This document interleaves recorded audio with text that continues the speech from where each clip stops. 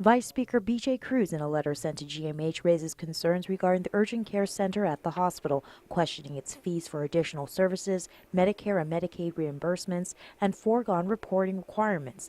This letter has left the hospital's administrator, Joseph Verga, mind-boggled. First of all, I'm a little confused by Senator Cruz's concerns, and I wish he would have, called to meet with me before he issued this. In a letter, Cruz noted that the hospital did not comply with the reporting requirement pursuant to Public Law 32-60. However, Verga contends otherwise. The public law required a resolution from the Board of Trustees and a plan of action. Well, here's the resolution, which was submitted, which was approved on the 30th of January 2014, and attached to that resolution is the action plan that we sent, and which talks about the site budget, all of the requirements according to the law, and here's the evidence and the proof that we submitted it to Senator Wonpat's office on February 14, 2014. Verga says they not only met the 90-day requirement for submission, but was even early on meeting those requirements.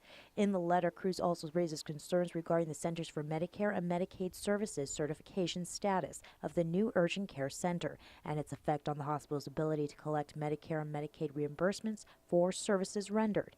In response, Verga says they are in compliance with all conditions of participation and are CMS certified. So Senator Cruz's letter is not specific. It doesn't cite any specific condition of participation with which we're not in compliance with. So by all means, if he's aware of a specific condition of participation, please bring it to my attention. Also questioned were the fees, stating, quote, is the hospital using fees already authorized under the law? As far as fees, we met with the insurers. We had a working group that met with all insurers before we opened urgent care. And so we set a fee schedule that was both amenable to them and that was acceptable to us to cover our costs. He adds that he is not aware of any existing law in which their fee structure is not in compliance with. As for fees for Medicare and Medicaid billing, Verga stresses that they are also in compliance. We are in compliance with all Medicare laws. If a Medicare patient comes to urgent care, we can only charge Medicare rates, and that's all we will charge. So, but not everyone who walks in urgent care will receive a Medicare rate.